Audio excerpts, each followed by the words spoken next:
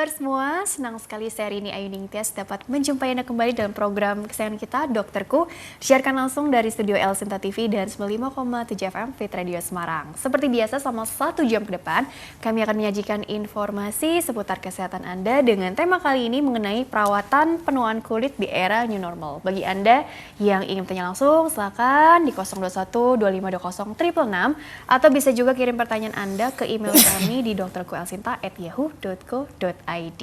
Dan hari ini pemirsa, kita kehadiran dengan Dr. Willa Damayanti SPDV. Beliau adalah dokter spesialis dermatovenereologi ya dari Rumah Sakit Tebet, Jakarta. Kita sapa dulu Dr. Willa yang sudah hadir di samping saya. Assalamualaikum warahmatullahi wabarakatuh. Dr. Willa, apa kabar? Baik, waalaikumsalam warahmatullahi wabarakatuh, Mbak. Alhamdulillah kabarnya baik, aku juga baik, sama-sama baik. Ya, semangat dong mau bagi-bagi ilmunya dokter tentang perawatan penuaan kulit di era new normal. Dokter, di tengah pandemi seperti sekarang ini ya dok ya, kan logikanya ya dok ya, kalau banyak di rumah artinya kan masih banyak juga nih yang kerjanya dari rumah gitu ya dok ya, artinya juga sekolahnya juga di rumah, apapun sekarang banyak yang dilakukan di rumah ya kan, kalau nggak penting-penting banget kita kalau bisa nggak keluar gitu ya. Nah logikanya kan harusnya banyak merawat kulit gitu ya dok ya, kulitnya tuh lebih sehat, tapi entah mengapa aku juga sering mendengar kok malah di rumah jadi males ngebersihin wajah atau mungkin apa gitu. Jadi ada keluhan-keluhan yang berkaitan dengan jangan-jangan aku nih udah mengalami penuaan kulit nih lebih dini gitu ya dok ya.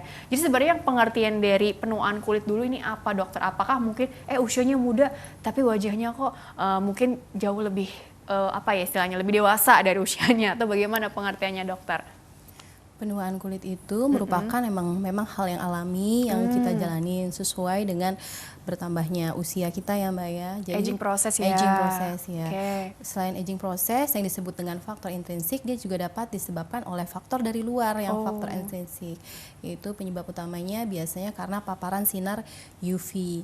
Dimana kita di Indonesia ini kan merupakan negara tropis. Jadi karena paparan sinar UV itu kayaknya bakalan mempengaruhi aktivitas kita gitu ya, karena paparannya sepanjang tahun sinar UV itu. Oke, jadi sebenarnya yang namanya penuaan kulit itu ada sesuatu yang sebetulnya sih alamiah ya dok ya. Iya. Karena kan tadi ada faktor dari dalam dan juga dari luar gitu ya. Artinya gini, kalau dari dalam berarti faktor usia tadi kan sering dengan pertamanya usia. Kalau kita bicara aging di kulit itu apa sih, misalnya berubah ya dok ya, atau keriput. Jadi sebenarnya dari ciri-ciri fisik dulu deh dok. Mungkin dari faktor tadi ya, dari faktor internal ya. Jadi faktor internal katakanlah usia. Terus kemudian mungkin ada faktor-faktor apa lagi dok yang bisa digali nih kalau dari faktor internal tadi dok maksudnya? Kalau faktor internal yang lainnya ada usia dan juga adanya genetik. Oh, genetik. Berarti kalau bakatnya turunan dari orang tuanya dia lebih cepat timbul kerutan, itu bisa jadi gitu tuh ya, dok, nanti ya? kita jadi kulitnya juga jadi cepet kerut. Gitu ya. Terus faktor internal yang lain adalah hormon. Biasanya pada perempuan yang menopause gitu ya, itu kan karena adanya hormon estrogen itu bisa memberikan kulit juga jadi bagus gitu. Itu faktor internalnya. Jadi faktor internal tuh tadi ya usia udah pasti ya. Terus kemudian juga tadi secara nggak langsung berarti jenis kelamin ya dok ya. Berarti kan karena hormonal misalnya perempuan tadi after menopause segala macam. Kemudian juga tadi apalagi tuh tadi ya usia, jenis kelamin, atau yang tadi faktor hormonal, genetik gitu ya. Karena kalau itu sih udah nggak bisa diutak-atik lagi ya dok ya. Betul. Berarti kita fokusnya tadi yang faktor eksternal atau faktor lingkungannya nih gitu ya. Tadi dokter sempat sebut juga di awal nih yang mempengaruhi jadi apa ya, penuaan kulit lebih dini tuh salah satunya adalah paparan sinar UVA, UVB gitu kan, paparan sinar matahari. Kemudian faktor eksternal lainnya itu apa dokter? Karena kan mungkin juga faktor lingkungan kan luas nih gitu ya. Kita kadang-kadang nggak terlalu notice gitu ya. Jadi kira-kira seperti apa penjelasannya dok? Faktor eksternal lainnya yaitu adanya polutan, dan itu yang berikutnya adanya misalnya dari gerakan berulang dari muka kita Mbak. Misalnya contohnya apa tuh? Contohnya gini, misalnya kita nih kayak keluar gitu ya, terkena paparan sinar matahari, kita kan suka berasa kayak aduh silau gitu ya, jadi kayak mengkerut gitu ya, mengkerutkan dahi. Nah itu kalau kita sering melakukan itu, artinya si kontraksi si otot itu, muka itu nanti dia akan jadi pergerakannya sering. Nah kalau dia pergerakannya menahun, nanti dia akan kondisinya jadi berkerut karena sadar tuh padahal kan. Jadi makanya kalau keluar itu kan disarankan untuk pakai sunglasses ya, biar supaya terlindung kita nggak kerut gitu. Jadi itu faktor eksternal yang lainnya. Bisa juga adanya gravitasi. Kalau gravitasi itu kan emang nggak bisa faktor luar, tapi tidak bisa dicegah juga ya, karena kita ada gaya gravitasi. Biasanya nanti gejala klinisnya adanya kantong mata jadi udah mulai turun, terus bibir atasnya jadi menurun, dan biasanya bibir bawahnya jadi lebih menonjol. Coba perhatikan deh bentuk muka orang tua tuh biasanya dia lebih menonjol bibir bawahnya gitu. Jadi tadi paparan sinar matahari, polusi, pencemaran lingkungan gitu juga termasuk terlalu luas ya. Polusi, tapi intinya tadi termasuk juga pola aktivitas tadi ya dok ya. Pola makan barangkali ini masuk ke faktor internal atau eksternal ya kalau begini dok? Faktor eksternal, karena faktor eksternal itu artinya faktor yang masih dapat kita pengaruhi. Kita gitu intervensi ya. Jadi kalau makanan itu apa saja sih yang penting untuk anti aging? Kalau misalnya banyak makan protein, karena protein itu merupakan struktur pembangun untuk dari kolagen. Si kolagen itu nanti akan memberikan elastisitas, kekenyalan itu ditunjang oleh kolagen dengan bahan dasarnya protein. Terus adanya antioksidan. Antioksidan itu bisa dari vitamin A, bisa dari vitamin C ataupun vitamin E. Antioksidan itu kenapa penting pada proses aging? Karena biasanya nih karena dari faktor intrinsik kulit kita itu terpapar dari sinar matahari, dia akan membentuk radikal bebas di dalam tubuh. Jadi si antioksidan itu sebagai mekanisme pertahanan, penangkal radikal bebas ya istilahnya ya dok ya. Jadi tadi perbanyak konsumsi antioksidan atau kolagen, kan sekarang makin hits tuh ya produk-produk seperti itu ya dok ya. Sebenarnya kan untuk makanan sehari-hari juga yang penting kan tadi pola makan yang sehat, gizi seimbang. Tapi jangan lupakan juga mungkin kalau buat yang tambahan tadi juga oke juga ya, perlu dipertimbangkan ya dok ya, yang tadi yang kolagen atau antioksidan segala macam ya. Terus kemudian juga kalau untuk perempuan ini kan biasanya juga menggunakan kosmetik atau make up gitu ya dok ya. Mungkin makin kesini juga remaja-remaja putih kan juga udah mulai coba-coba tuh gitu ya. Jadi sebenarnya itu ada pengaruhnya juga nggak sih penggunaan produk yang dioles di wajah atau di kulit gitu ya dok ya. Jadi ada pengaruhnya juga nggak sih, atau memang tergantung dari orangnya juga tadi, faktor genetiknya juga seperti apa. Kalau dasarnya mungkin bagus ya nggak masalah sih, istilahnya mukanya kebal aja gitu ya, atau mungkin nggak juga sih, ada juga sensitif. Jadi bagaimana itu dokter kalau dilihat-lihat dok penggunaan produk-produk tersebut? Justru malah produk perawatan kulit yang teratur itu dengan menggunakan obat-obatan yang tepat itu justru merupakan kunci penting. Yang penting tepat ya dok ya. Yang kita pakainya tepat. Kalau misalnya memang aging itu sebenarnya umur 20-an itu pada usia 20-an masih termasuk muda ya, dia tidak memberikan gejala penuaan. Tapi sebenarnya radikal bebas tuh dari luar itu sudah berdampak pada kulit kita, cuma belum menimbulkan gejala. Biasanya gejala itu pada akhir 30-an itu biasa karena faktor intrinsik. Biasanya kalau 30-40 itu akan timbul wrinkle. Wrinkle-nya itu biasanya terjadi karena kita saat bergerak, namanya kerutan dinamis ya. Itu timbul saat kita bergerak, saat kita misalnya senyum, suka ada nih di pinggir mata gitu ya, akan terlihat mengkerut gitu, akan terlihat wrinkle-nya. Terus kalau misalnya 40-50 akan ada kerutan yang pada saat diam, jadi statis. Jadi memang perhatikan pada orang itu biasanya ada di dahinya gini suka ada kayak kerutan gitu ya, karena yang tadi faktor ekspresi muka ya tadi ya berlebih. Terus kalau misalnya 60 kerutannya akan mendalam lagi, lebih dalam lagi. Dari tadi kita fokusnya ke wajah ya dok ya, mungkin karena memang kalau ngobrol kan yang paling pertama dilihat itu kan wajah gitu ya. Tapi sebenarnya yang namanya penuaan kulit kan dari ujung kepala sampai ujung kaki juga kita dilindungi oleh kulit gitu ya dok ya. Jadi kalau untuk di tangan, tapak tangan apa jadi kasar atau mungkin seperti apa sih, kering gitu ya. Jadi tergantung dari tipe kulitnya itu sendiri, atau memang keluhannya itu bisa disamaratakan juga gitu. Umumnya seperti apa sih dokter yang dikatakan atau dikategorikan sebagai penuaan kulit ya? Tidak hanya di wajah tapi di kulit-kulit anggota badan yang lain gitu dokter. Nah kalau misalnya anggota badan yang lain umumnya itu karena faktor intrinsik yang memang udah sesuai dengan berjalannya tadi waktu ya. Faktor intrinsik itu penuaannya beda lagi tandanya. Biasanya dia kerutannya kerutan halus. Dia juga memberikan gangguan pada struktur kulit itu sendiri maupun dari fungsi kulit itu sendiri. Kalau struktur kulit itu biasanya dia kerut-kerutan halus, terus kulit jadi lebih tipis.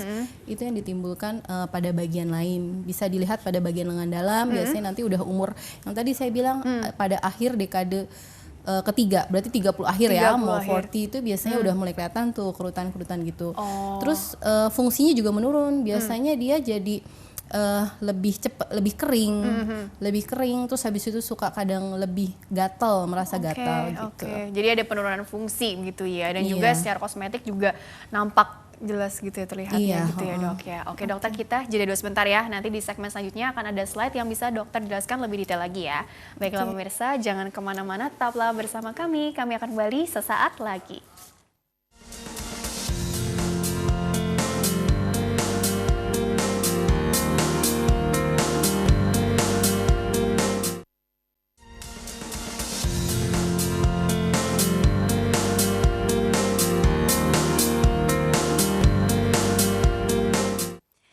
Pemirsa, terima kasih Anda masih bersama kami di program Dokterku, masih membahas mengenai perawatan penuaan kulit di era new normal bersama dengan Dr. Willa Damayanti SPDV. Beliau adalah dokter spesialis dermatovenerologi dari Rumah Sakit Tebet Jakarta. Dan Dr. Willa dilanjutkan ya. Jadi sebelum ke slide nih, mungkin banyak yang bertanya-tanya, sebenarnya SPDV itu apa sih? Sebenarnya sama nggak sih dengan SPKK atau dokter spesialis kulit dan kelamin? Jadi sebenarnya bagaimana sih dok gitu supaya nggak bingung orang-orang gitu dok? Mungkin penjelasannya sedikit deh. Jadi sebenarnya semua lulusan spesialis kulit dan kelamin yang baru itu sekarang gelarnya adalah SPDV. Jadi dermatovenerologi itu artinya kulit dan kelamin. Tapi jadi jangan bingung SPDV apa sih gitu. Temennya SPPD enggak ya dok ya. Ini sebenarnya SPKK gitu ya. Tapi lulusan yang baru gitu ya dok ya. Oke dokter, kalau begitu langsung aja di slide-nya ya. Karena kan slide-nya juga cukup banyak nih. Tampilkan dulu ya satu persatu ya. Slide pertama itu tentang, sebenarnya ini kan udah dibahas ya dok tadi ya di segmen awal, bahwa proses penuaan kulit atau skin aging itu jadi dipengaruhi oleh faktor internal ataupun faktor eksternal gitu ya. Jadi yang bisa dicegah atau yang bisa dimodifikasi dan yang ya nggak bisa diapa-apain ya karena itu udah dari sananya seperti itu. Tapi pada prinsipnya perbedaan mendasarnya itu apa sih dok kalau dikaitkan dengan skin aging ini? Nah ini slide ini tentang apa kali ini dokter? Jadi slide yang ini untuk membahas mengenai apakah penyebab dari penuaan kulit itu sendiri. Jadi penuaan kulit itu memang dipengaruhi oleh dua faktor, baik internal maupun eksternal. Kalau internal itu yang tadi, apakah karena genetiknya, usianya, juga neuroendokrin itu karena hormonal tadi, yang pada misal contoh kasusnya adalah pada wanita yang menopause itu ya, dan dia biasanya gejalanya terjadinya pada yang kulit yang tidak terpapar matahari. Dia membentuk penuaan kulit. Penuaan kulitnya berbeda dengan yang karena penyebabnya faktor eksternal. Biasanya kulitnya jadi lebih tipis ataupun dia keriput, timbul keriputnya dia halus, biasanya itu. Dan kulit biasanya sensasi fungsinya juga berubah karena faktor ini. Biasanya dia jadi gampang gatal dan dia biasanya kalau ada luka kulit jadi tidak cepat kembali lukanya.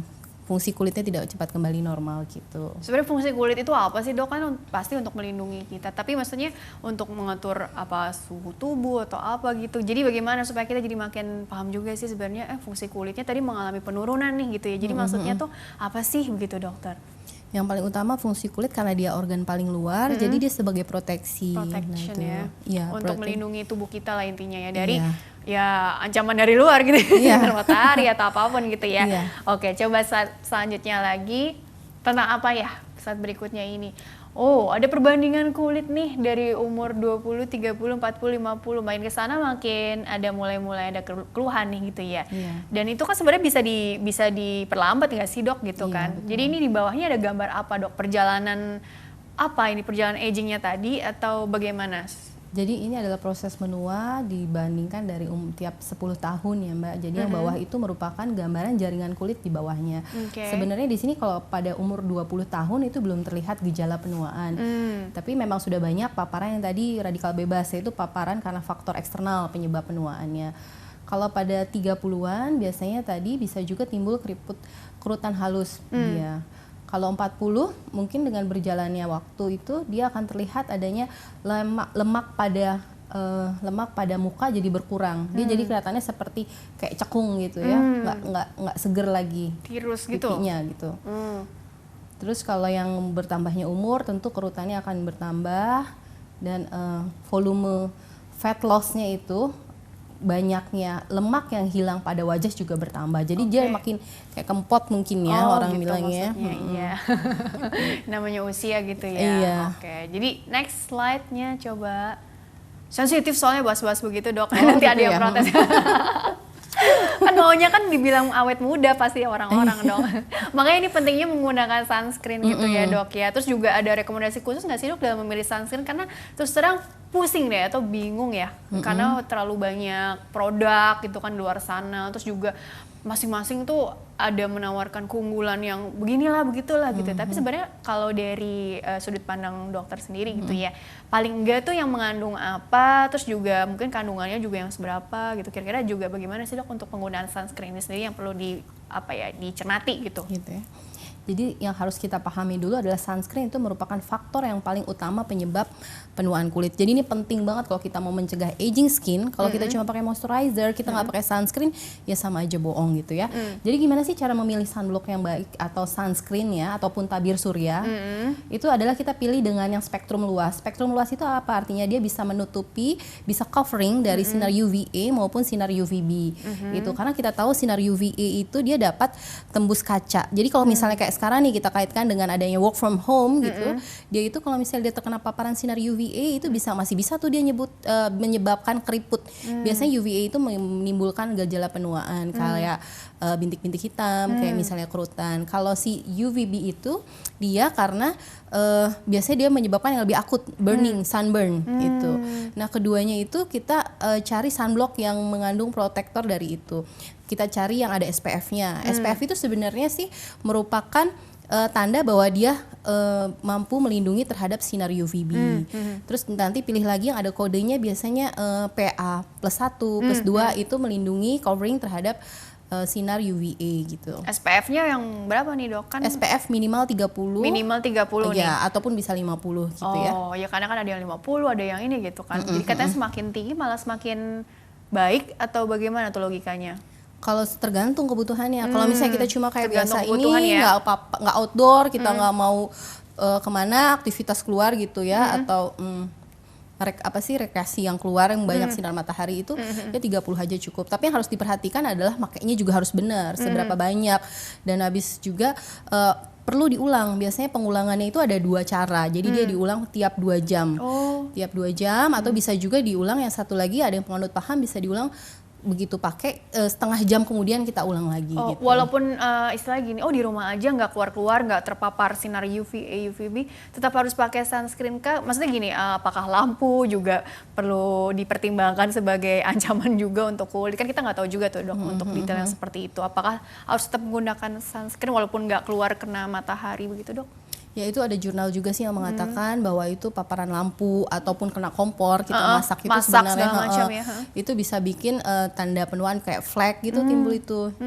Jadi memang penggunaan sunblock atau tabir surya itu memang penting juga walaupun kita di rumah tapi terpapar oleh hal-hal tersebut. Dan gitu. juga tadi penggunaannya juga diulang gitu ya dok ya, supaya jadi makin makin bagus ya dok ya, makin efektif gitu ya hasilnya nanti yang diperoleh gitu ya. Oke, coba next slide. Tadi kan sunscreen dan juga tadi tips memilihnya. Nah, yang kedua ini adalah pelembab. Bedanya dengan sunscreen ini, pelembab ini lebih ke supaya nggak kering atau apa sih dok?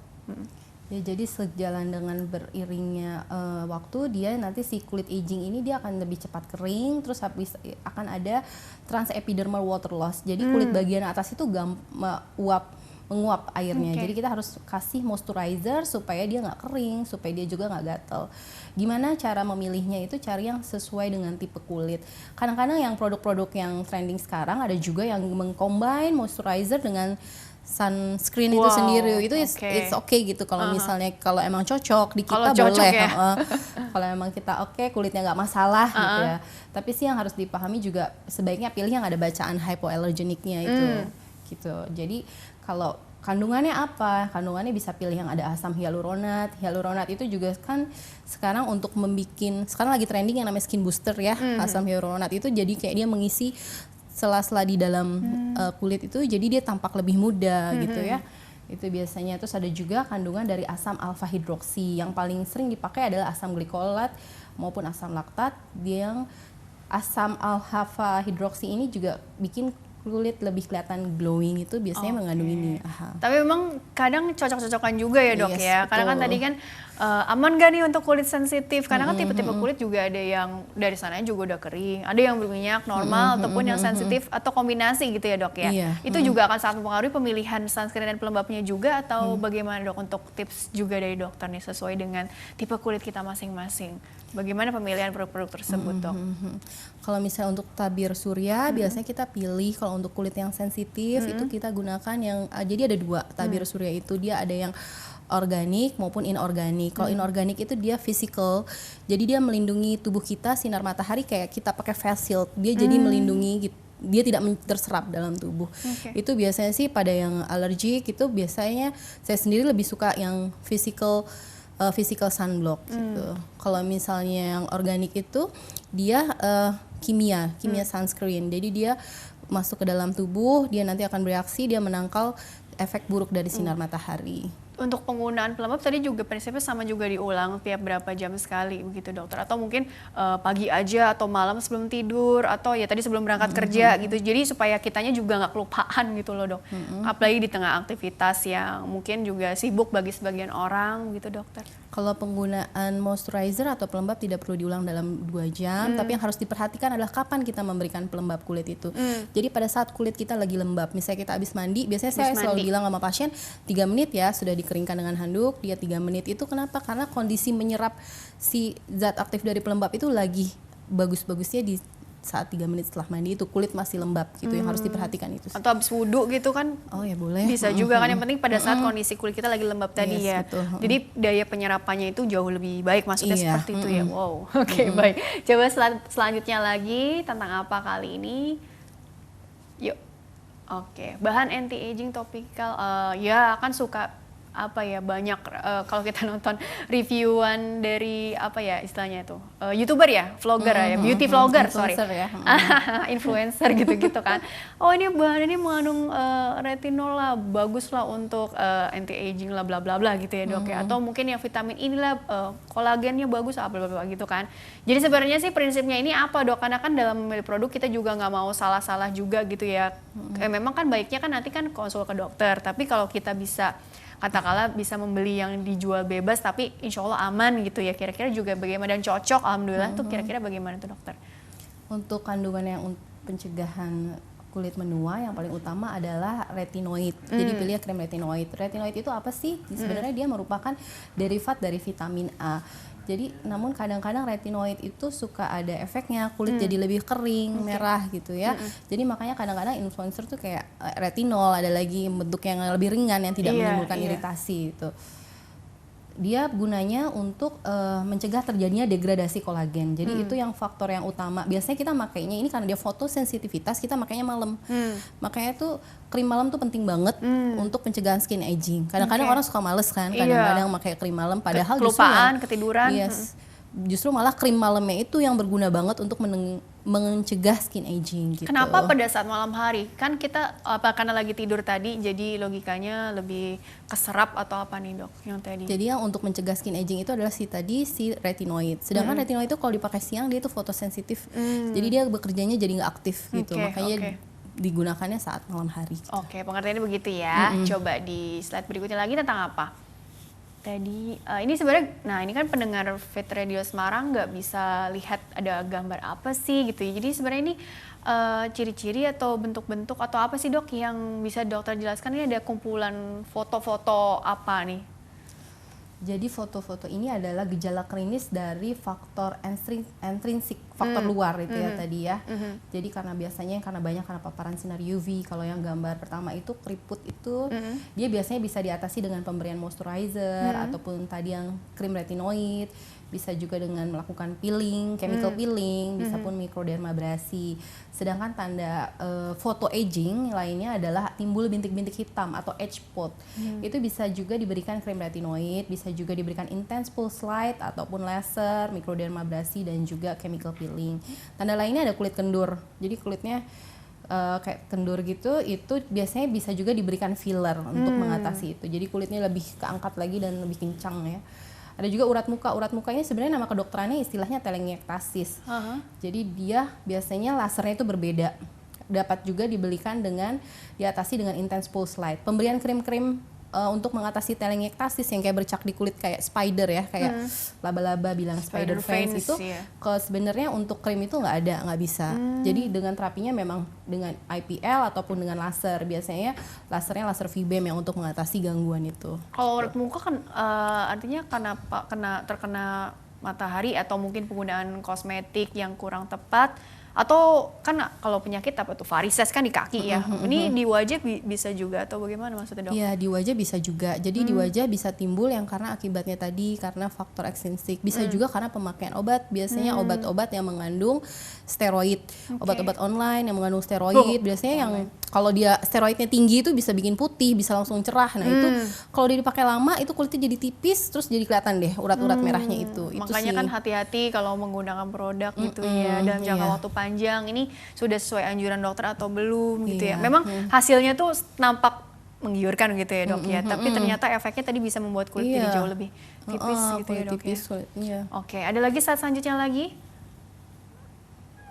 Ini sebenarnya untuk mengatasi atau mencegah ya dok ya. Nutrisi dan kebiasaan makan apakah akan sangat berperan? Ya sudah pasti ya dok ya. Tapi maksudnya ini turunannya nih ada vitamin A, C, D, E gitu ya dok ya. Jadi sebenarnya prinsipnya bagaimana dokter? Kandungan makanan-makanan yang mungkin dianjurkan gitu dokter? Ya, jadi kita ada suatu penelitian yang mengatakan bahwa memang yang kalau kita makan yang asupan tinggi lemak dan karbohidrat itu akan mempercepat timbulnya skin aging. Suka juga dengan tinggi gula gitu ya. Jadi cara mengatasinya gimana? Kita beri makanan yang seger-seger kayak misalnya makan sayur yang seger gitu ya. Makan sayur ataupun makanan buah. Biasanya di sana akan mengandung vitamin. Vitamin itu gunanya untuk apa? Untuk si antioksidan itu. Kayak tadi ya, vitamin C maupun vitamin E. Jadi dia untuk menangkal radikal bebas akibat tadi paparan sinar matahari yang menimbulkan jadi efek penuaan gitu. Belum lagi di pandemi ini kan mungkin banyak yang malas masak atau nggak sempat jadi order makanan misalnya gitu yang tadi tinggi lemak, tinggi karbo, tinggi gula dan tidak diimbangi dengan aktivitas fisik yang sesuai ya dok ya. Jadi khawatirnya tadi radikal bebasnya ini kita makin menumpuk di dalam tubuh gitu ya dok ya. Seperti itu ya. Oke, makanya harus diseimbangkan dengan perbanyak makan yang hijau-hijau, serat yang tadi antioksidan, dan bebas pengawet. Bebas pengawet ya.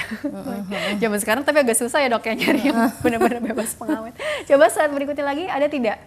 Nah ini makanya tadi manajemen stres dan stres ini ya, apalagi kayak begini kan stres kan nggak mungkin banget nggak ada gitu ya, tapi bagaimana dikelola gitu dan aktivitas fisik apa yang justru mungkin sebaiknya terus dilakukan atau dianjurkan oleh dokter sebagai dokter kulit dan kelamin. Ini kira-kira bagaimana dokter?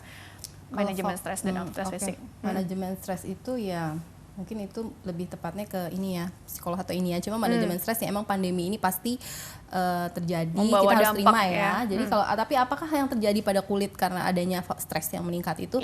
Karena adanya radikal bebas tadi terbentuk. Jadinya dia menyebabkan efek penuaan pada kulit. Jadi kita kalau mau awet muda gitu harus happy, harus lihat itu ya. Jadi mengurangi radikal bebas yang di dalam tubuh kita. Terus aktivitas fisik apa? Aktivitas fisik yang disarankan adalah yang kardio. Yang kardio contohnya itu kayak misalnya lari ataupun yang sekarang lagi ini yang sepeda itu juga bisa jadi contoh aktivitas fisik asal kita melakukannya rutin. Jadi ada satu penelitian yang memang 3 kali dalam seminggu dengan intensitas minimal 30 menit itu memberikan efek anti aging yang baik dengan rutinitas tentunya. Ya jalan kaki aja deh yang gratis ya nggak sih dok? tapi setengah jam rutin gitu ya dok jam ya. Oke, jadi sebenarnya hal-hal yang simple begitu tapi mesti dibiasakan begitu ya dok ya. Betul. Itu tadi bagus buat menangkal radikal bebas itu sendiri ya dok ya. Jadi mencegah penuaan dini ya dok ya, memperlambat, mencegah, benar nggak mencegah tuh istilahnya. Oke dokter, kita masuk pertanyaan dari email dulu ya, karena saatnya sudah habis nih.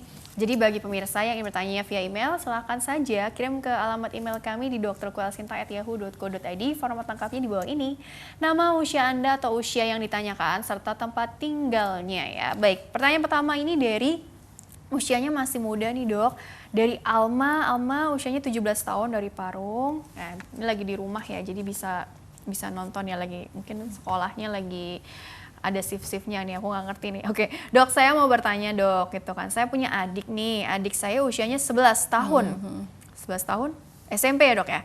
Di mukanya banyak sekali semacam jerawat, tapi isinya seperti nasi, dan ada beberapa yang berair. Ini akne jenis apa dok? Apakah itu wajar dok terjadi di anak usia 11 tahun dan kira-kira apa penyebabnya dokter? Bagaimana cara mengatasinya? Apakah harus ke dokter spesialis kulit? Terima kasih dokter. Oh 11 tahun dok gitu kan? Apakah usia pubertas gitu ya? Jadi memang ya wajar gitu kan? Atau justru ini terlalu dini nih gitu kan, kita namanya kan kita mengusahakan supaya nggak terjadi penuaan kulit gitu ya dok ya, apalagi usianya masih 11 tahun, masih anak-anak ya, remaja lah ya. Jadi bagaimana dokter tanggapannya dokter? Jadi kasus yang ditanyakan ini adalah merupakan kasus akne ya, bukan suatu pertanda dari penuaan kulit. Beda ya, beda deh. Tapi kasus akne sendiri itu memang sekarang lagi tren ya. Jadi anak-anak 11 tahun kalau nggak salah masih SD ya Mbak ya, SD kelas 6 mungkin ya.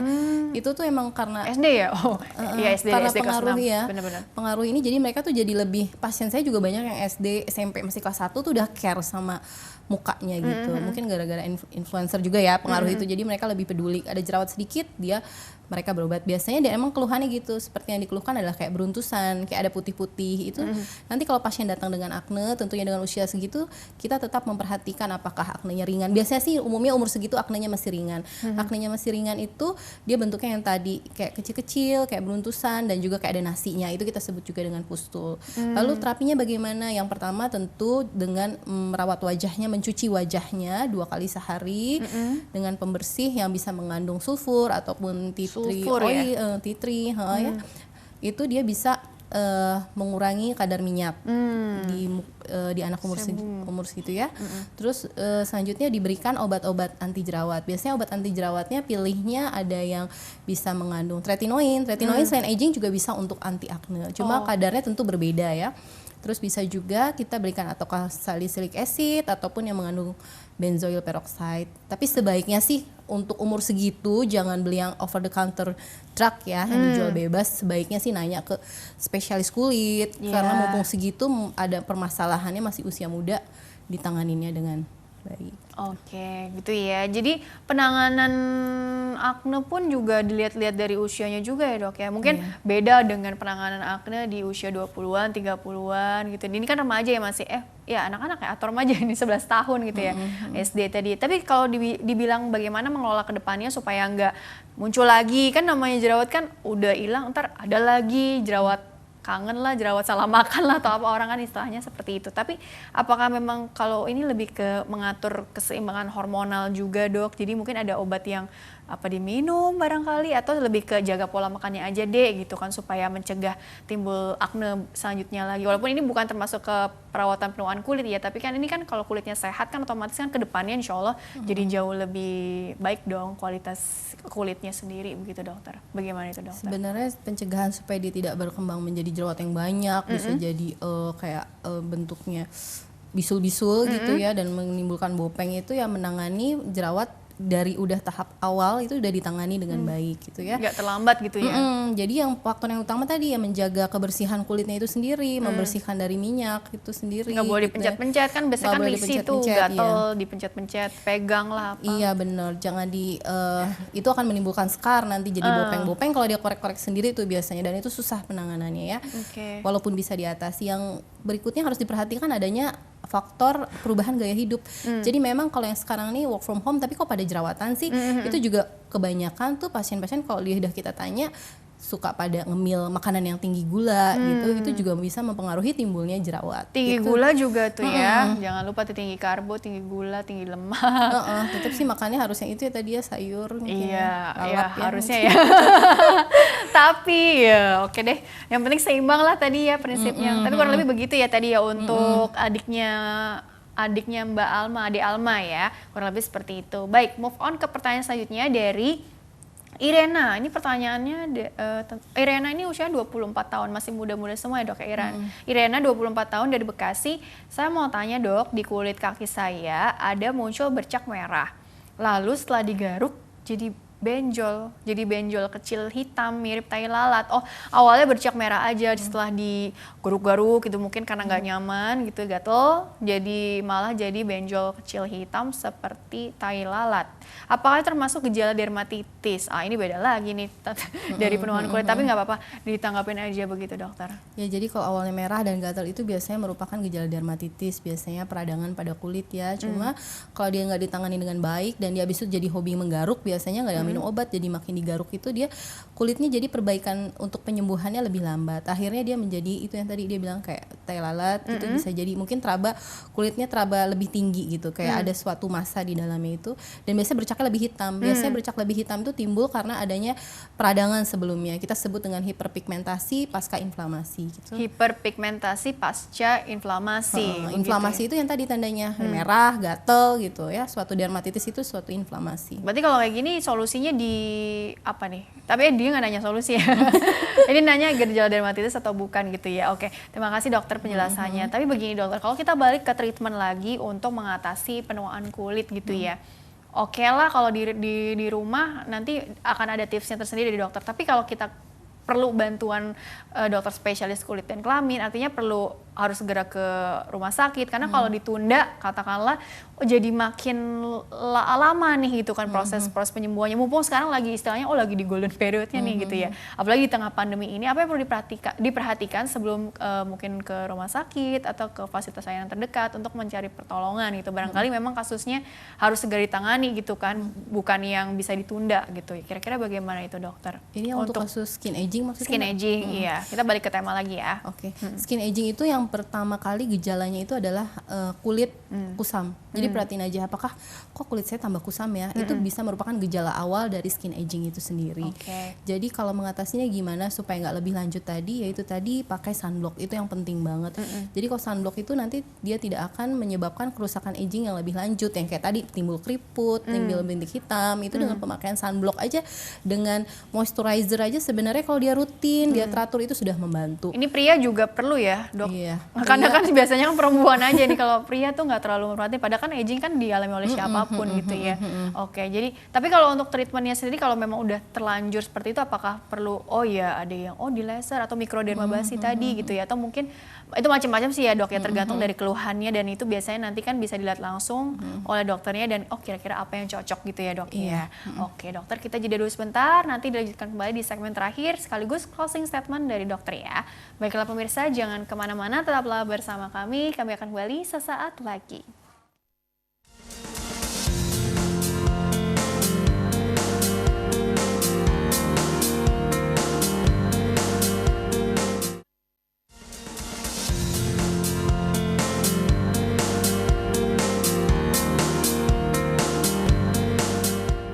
Ya pemirsa, terima kasih Anda masih bersama kami di program Dokterku, masih bersama dengan Dr. Willa Damayanti SPDV dari Rumah Sakit Tebet Jakarta, masih membahas mengenai perawatan penuaan kulit di era new normal atau di era kebiasaan baru ya.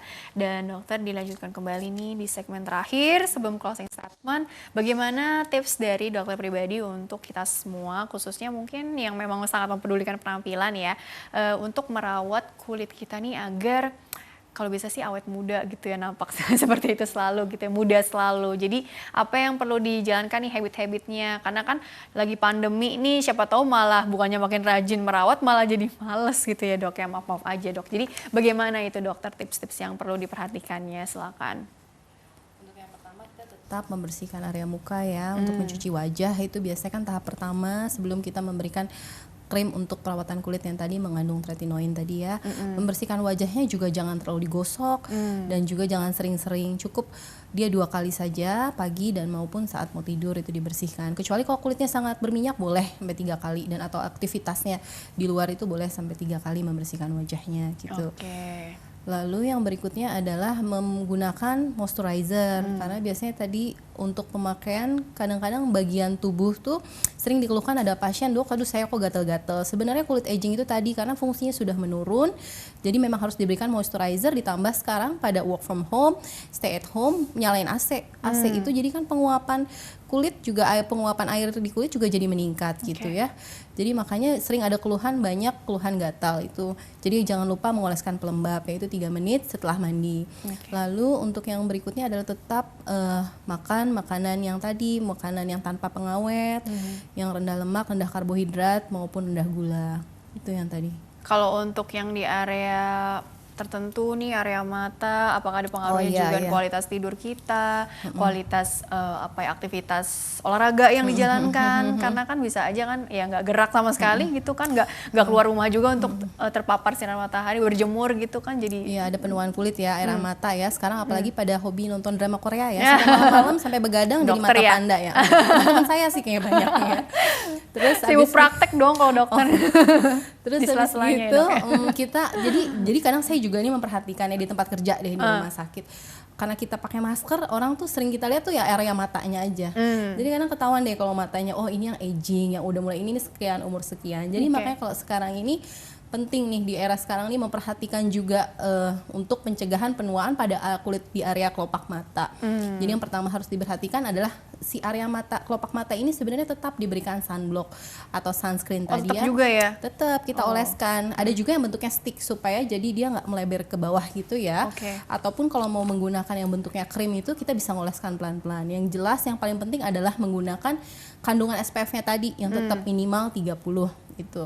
Boleh juga saat malam kita berikan krim biasanya, tapi karena kulit di daerah sini tipis, biasanya krim-krim anti agingnya itu biasanya antioksidan topikal. Karena tadi tretinoin itu kan keras ya, tadi ya menimbulkan efek samping yang merah, dan ini merah kering. Tapi kalau di daerah sini kita pakai yang tadi yang antioksidan, bisa ada vitamin ini ataupun seperti yang ada kandungan green tea-nya juga bisa itu yang. Tapi intinya dia tidak menggunakan krim yang lembut, tidak keras. Intinya kalau untuk membuat kulit terhidrasi dengan baik juga jangan lupakan juga minum air putihnya yang banyak juga ya, itu kan pengaruh juga ya. Kemudian juga kebiasaan seperti kan makin kesini makin ngetren ya, oh pakai masker wajah gitu ya, atau mungkin masker kulit segala macam gitu ya.